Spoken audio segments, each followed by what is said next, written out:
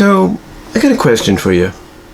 How would you feel if Marvel, Sony, most importantly, decided that based on the success of Venom, initially, both Venom movies, how would you feel if Sony decided to come out of nowhere and announce that among all the Spider-Man related projects that they're working on, from theatrical films to streaming series and all that,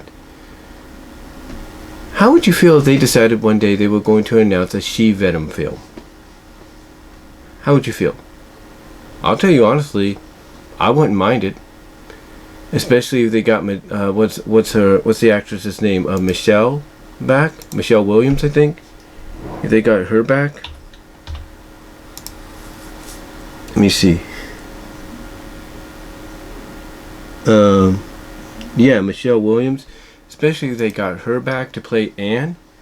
I wouldn't have a problem with it because, based on a lot of the talk coming out of not just, the initial Venom movie, where she became She-Venom for a brief period, or even the latest one that came out this Friday, Let There Be Carnage, where she became She-Venom again for a brief period. Little spoilers there.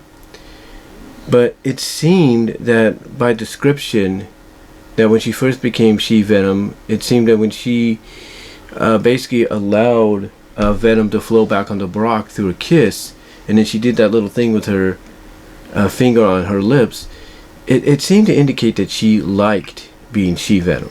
And I mentioned this in a previous video. It seemed that she liked it.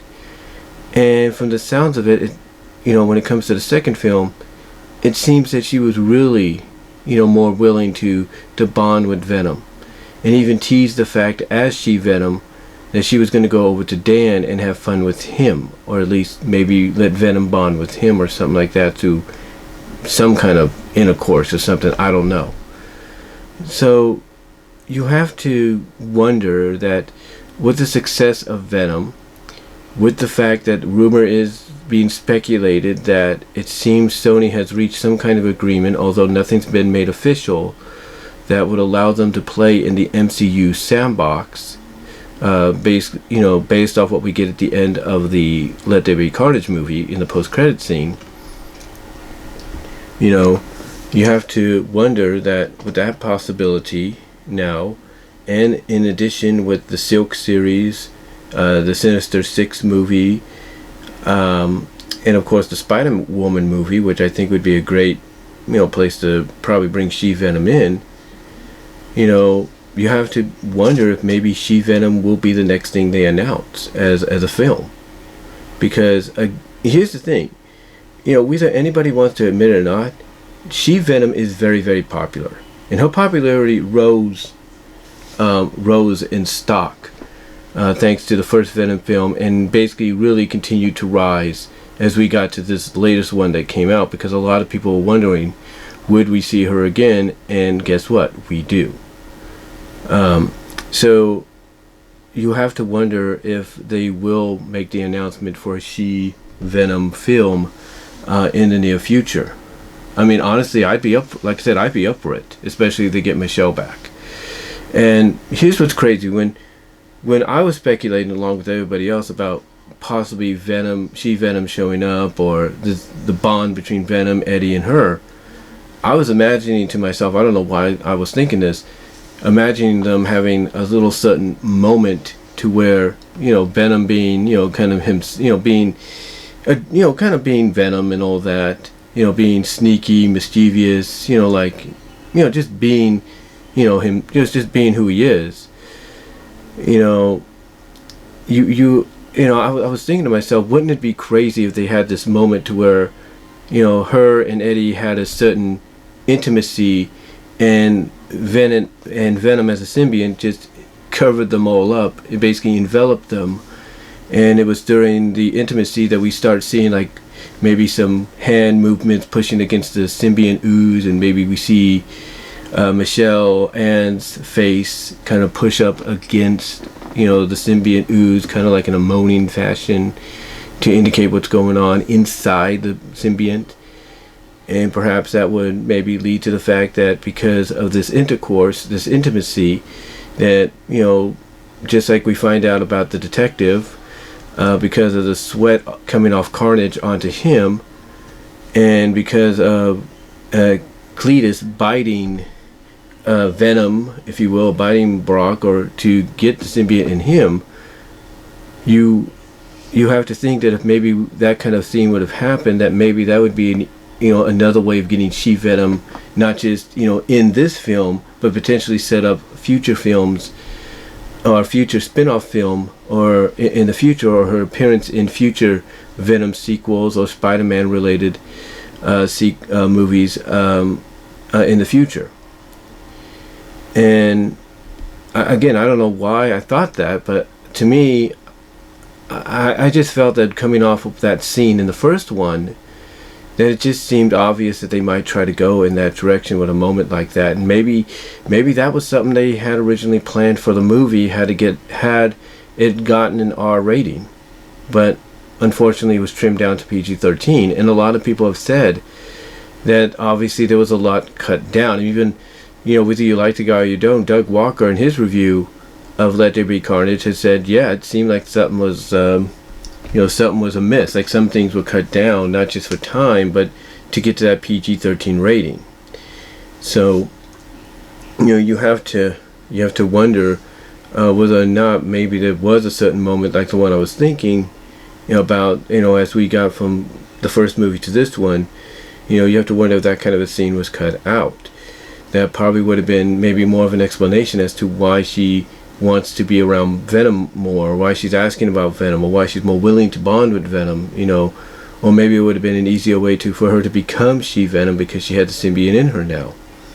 You know, it's an interesting take to think about, possibly, of maybe that a scene like that being you know, cut out from the original film, you know, the original production, you know, when it was being completed.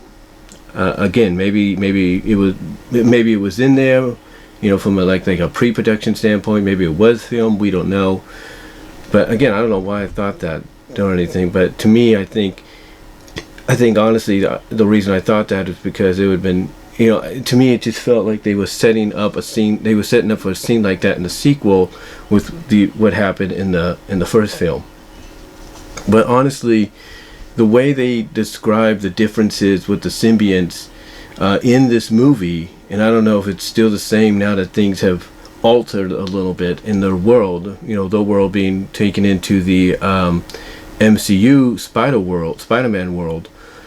I don't know if it's the same or anything, but, you know, you have to wonder if we were to get a She-Venom film, if, you know, her bonding enough with Venom, maybe part of him ended up in her, and now she's willing to be She-Venom. Like, she can just now, all of a sudden, like, let's say she gets angry, somebody gets put in danger, and all of a sudden she just, boom, turns into She-Venom. You know, who knows?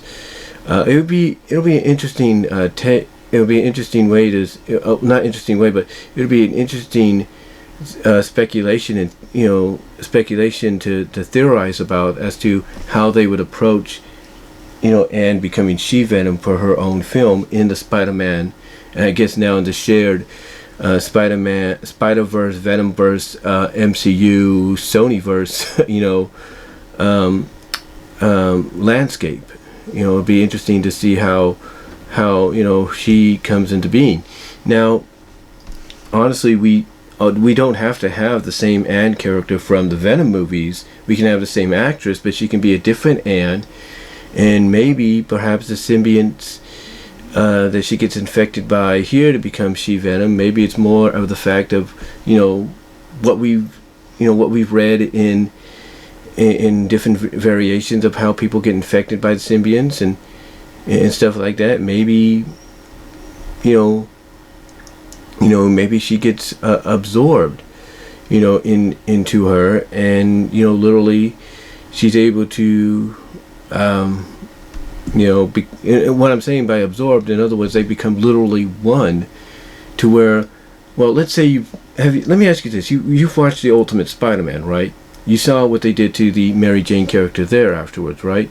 How she basically now, at the end of the film, had the Carnage symbiote, you know, basically controlled and everything, but a bit of the Carnage symbiote in it, to where now her whole body can just become anything she needs it to be, like any weapon, any costume, whatever.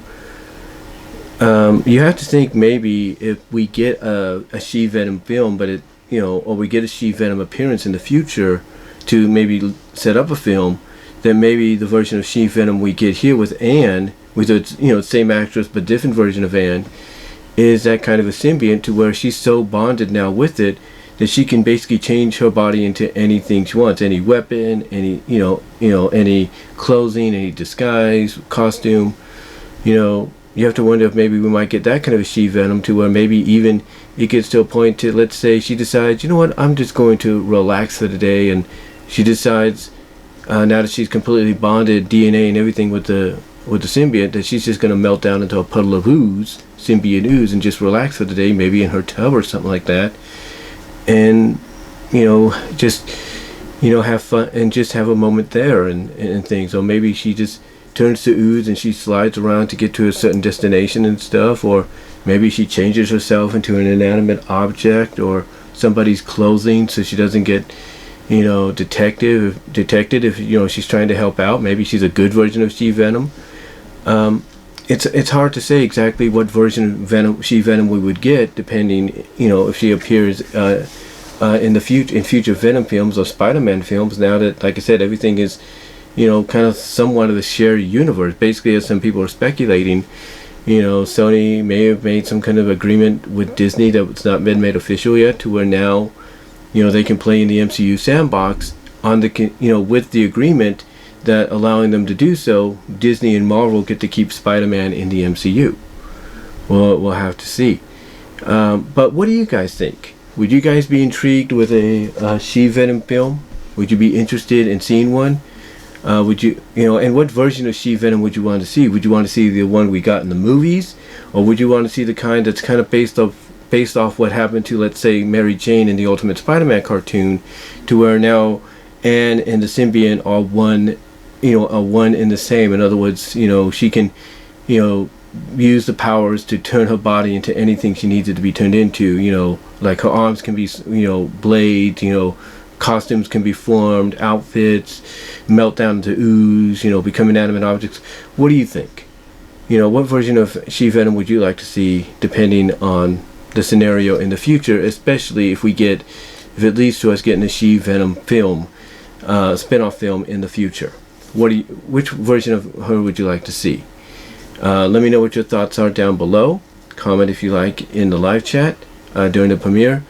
As well as check me out at Teespring. Check me out on BW Roses Discussions at all your favorite audio podcast locations except for Pandora.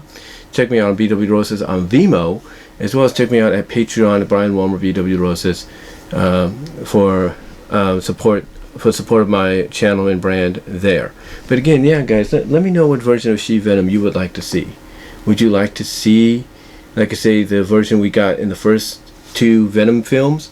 Or would you like to see a version of her that's kind of similar to Ultimate Spider-Man's Mary Jane, where she's now bonded with the symbiote's a part of her, and she can use it to do anything she wants, or become anything she wants, or even do a meltdown, who knows?